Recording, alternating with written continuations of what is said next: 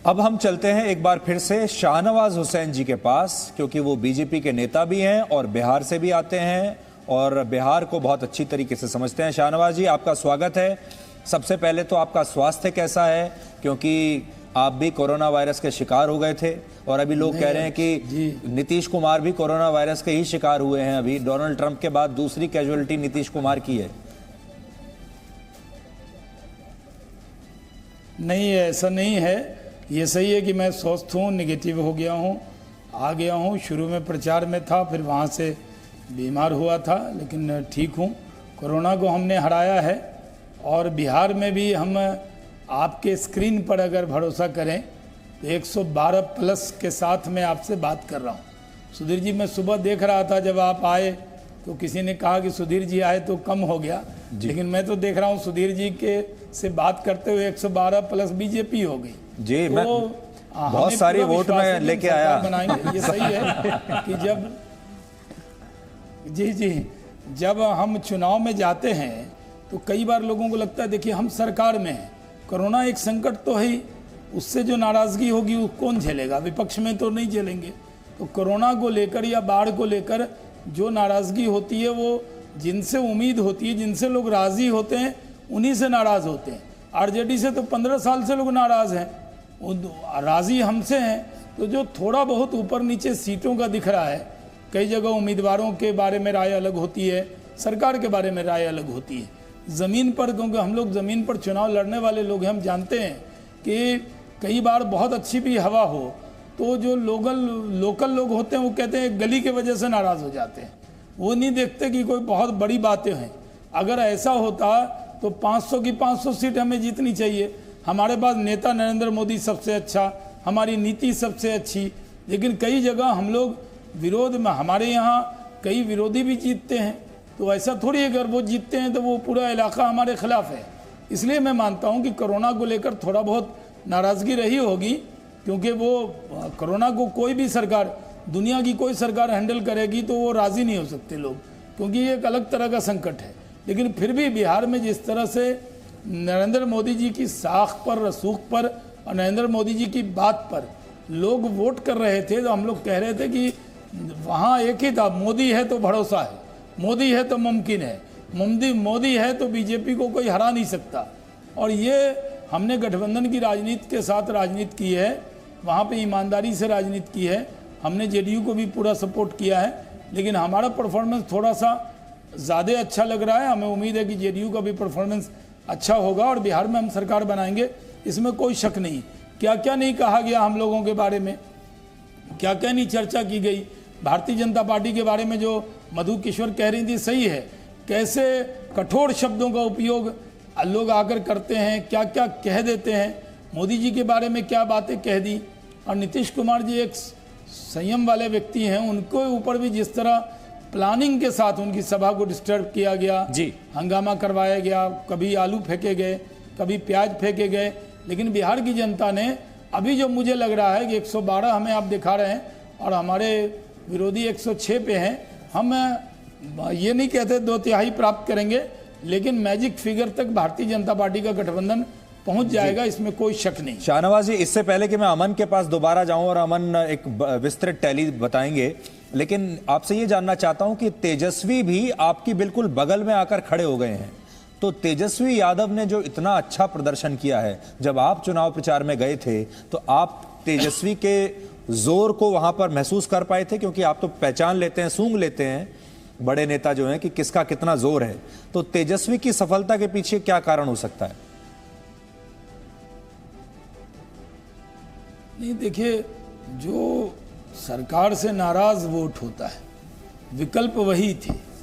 तेजस्वी choice नहीं, हमसे राजी लोग हमारे साथ, हमसे रूठे लोग उनके साथ। तो ये इस वजह से दिख रहा है, क्योंकि आरजेडी बड़ी पार्टी थी और कांग्रेस पार्टी को जिस दिन मैं जब देख रहा था कि कांग्रेस को 70 सीटें दे दी आरजेडी ने, तो मैं समझ गया था कि कांग्रेस तो परफॉर्म, अगर कांग्रेस का आप देखेंगे, क्योंकि कांग्रेस की क्रेडिबिलिटी गुजरात हो या मध्य प्रदेश हो या बिहार हो, एक ही रेशियो में वो परफॉर्म करते हैं, क्योंकि उनकी क्रेडिबिलिटी एकदम नहीं है। तो आरजेडी के साथ तो एक जातिगत गठबंधन का समूह है आरजेडी, और वो आप जानते हैं कि वो जातिगत गठबंधन की बात करते हैं, उस आधार पर उम्मीदवार भी तय करते हैं, उस आप आधार जो पर कह रहे हैं एजेंडा जो भी तय आपसे राजी नहीं है, जो आपसे इसलिए नाराज वो हैं, मैं तो ऐसा ये लगता है आपसे नाराज लोगों की संख्या भी बहुत बड़ी है। नहीं, हम सरकार में है ना सुधीर जी। आप देखिए, आपके जी न्यूज़ में सब लोग आपसे राजी हैं, जो हमारे बीजेपी में सब लोग राजी हैं, तो जो लोग रूठेगा किससे रूठेगा? आप ही से रूठेगा। वो जाकर किसी और चैनल के हेड से थोड़ी रूठेगा। तो जो रूठे हैं, कई बार रूठ जाते हैं ना लोग, बड़े माहौल में भी कई सीटें हम हार जाते हैं। तो कोरोना में या अन्य चीज़ों को लेकर देखिए, बिहार में सिर्फ एक विषय नहीं है। अगर लोकसभा का चुनाव होता है तो मोदी के लिए 40 में 39 सीट देती है। आज लोकसभा का चुनाव कर लीजिए, बिहार में एक सीट जो किशनगंज जीती है कांग्रेस, वो भी हम जीत जाएंगे, 40 की 40 जीत जाएंगे। लेकिन विधानसभा में एजेंडा बदल जाता है, मुद्दा बदल जाता है, पंचायत बदल जाता है, जातिगत समीकरण बदल जाता है। बिहार में बिना जाति के कुछ होता नहीं है। हम बिहार के लोग इसको कबूल करने को तैयार हैं कि मैंने एक पंचायत था जहां मैंने बहुत काम किया, वहां वोट नहीं मिलता था, लेकिन उस पंचायत में मुझे 0 वोट मिले थे। जब मैंने 1 करोड़ के रोड बनाए थे, बिजली ले गया था, तो पता था मुझे कि इस पंचायत में मुझे वोट मिलना ही नहीं है। वो उल्टा खड़ा हो जाता है, जितना पानी डालिए एक बूंद अंदर नहीं जाएगा, क्योंकि वो जातिगत समीकरण का गांव है जी। वहाँ मोदी जी का पैसा सबको चाहिए, राशन सबको चाहिए, मोदी जी की अच्छी योजना सबको चाहिए, मोदी जी का पक्का मकान सबको चाहिए। लेकिन वोट देते वक्त में कोई नहीं कहता कि मोदी दे रहा है इसलिए हम नहीं लेंगे। गैस सिलेंडर सबको चाहिए, लेकिन जब वोट देने लगते हैं तब काम की जगह कई जगह लोग वोट जातिगत गठबंधन पर देने लगते हैं, जिसका नुकसान हो जाता है। जी, अगर आप अभी शाहनवाज जी टैली देखें तो वो गर्व करते हैं लोग। जी, अगर आप अभी टैली देखें तो बीजेपी 117 पर आ गई है और एलजेपी चिराग पासवान की 6 सीटें हैं। तो अगर आप अभी चिराग पासवान को अपने गठबंधन में शामिल कर लें तो आपकी सरकार अभी बन जाएगी। तो आप चिराग पासवान को अब वापस अपने गठबंधन में लेंगे? उनकी मदद की जरूरत हुई तो क्या उनसे मदद लेकर सरकार बनाएंगे? नहीं, देखिए सुधीर जी, चिराग पासवान केंद्र में तो उन्होंने एनडीए से कोई रिश्ता नहीं तोड़ा है। स्टेट में वो अलग लड़े हैं चुनाव, लेकिन हमें पूरा भरोसा है कि हम आपसे थोड़ी देर और बैठेंगे ना जी न्यूज़ पे, तो 121 करके जाएंगे 22। 5 ही सीट तो है सुधीर जी। मैं सुबह सुबह जी न्यूज़ लगाया जब अमन चोपड़ा जी ने कहा और संबित बैठे थे, कहा कि सुधीर जी आए तो सीट कम हो गई, लेकिन मैं ये सर्टिफिकेट हमारी तरफ से कि सुधीर जी हमारे लिए शुभ हैं। हम बैठे और 117 हो गया और आप अदर मिला के सरकारी बना दे रहे हैं। तो आप ये समझिए कि ये नतीजे जब आएंगे, एक चीज़ लोगों को नहीं मालूम होगा कि इस बार राउंड बढ़ गए हैं, क्योंकि बूथ बढ़ गए हैं। तो शुरू में जो आपको लग रहा होगा ना कि 28 राउंड होंगे, 28 राउंड के वजह से वोटों की जो गिनती आ रही है ना वो कम आ रही है, क्योंकि कोरोना काल में चुनाव आयोग ने बूथ बढ़ा दिए थे, इसलिए पंचायत की तरह गिनती आ रही है।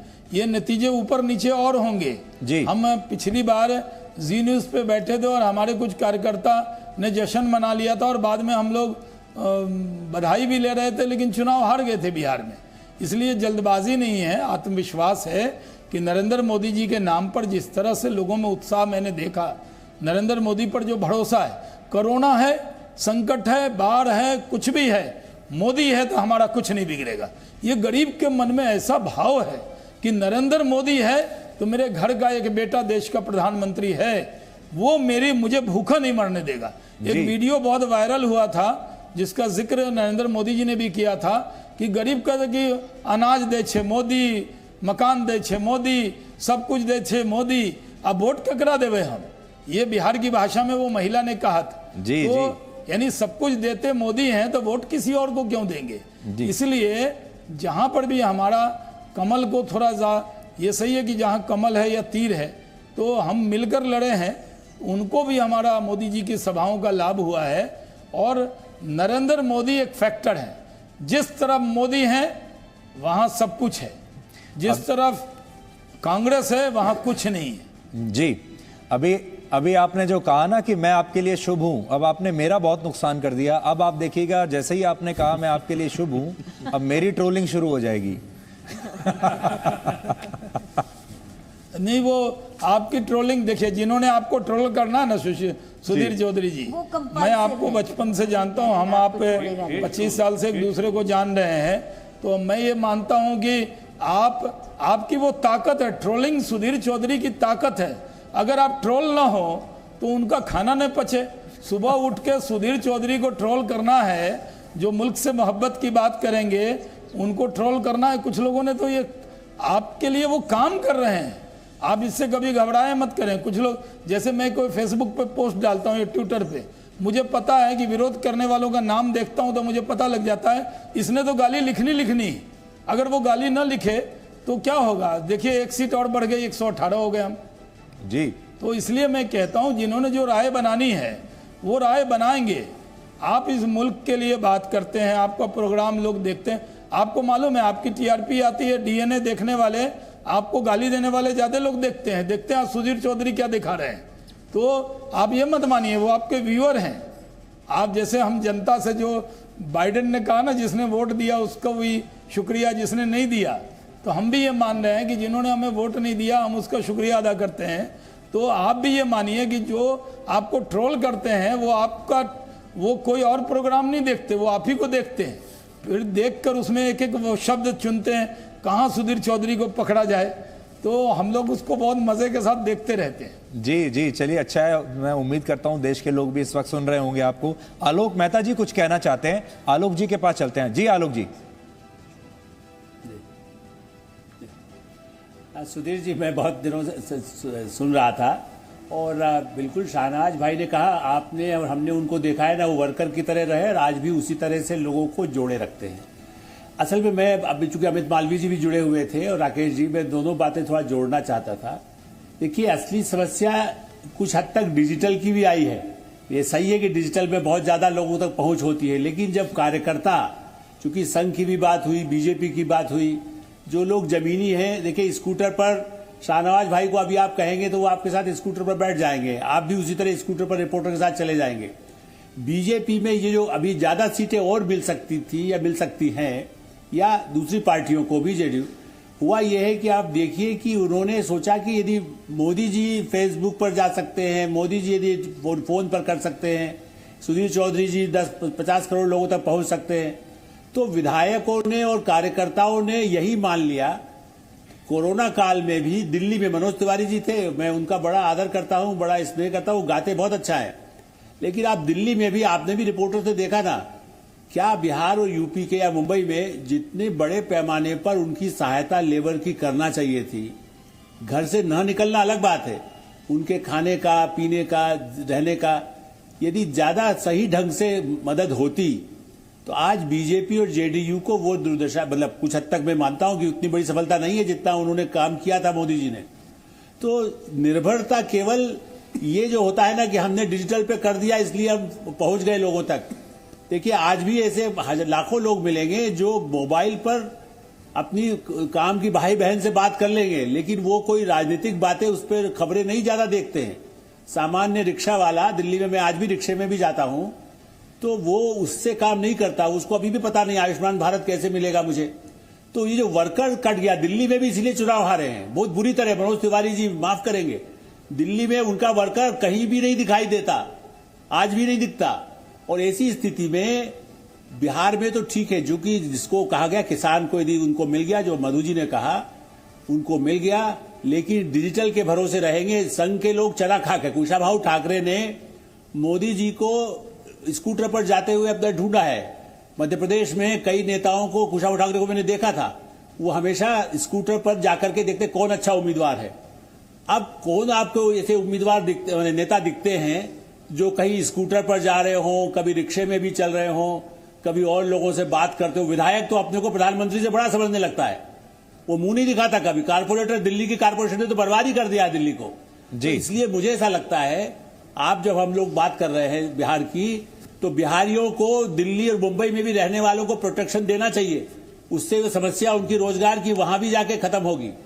जी। स्किल डेवलपमेंट के लिए जो स्कीम चलाई गई, 1 लाख के स्कूल सेंटर होते हुए भी उसका सही फायदा पार्टी के लोग नहीं ले पाए। जी, तो आप कह रहे हैं कि स्कूटर निकालने का समय आ गया। शाहनवाज जी, आप भी, जो संदेश है वो ये है, आप भी अपना स्कूटर निकालिए और वापस से स्कूटर पे बैठिए और फिर लोगों के बीच में जाइए। Presenting V News app available on Google Play and App Store. Download it now.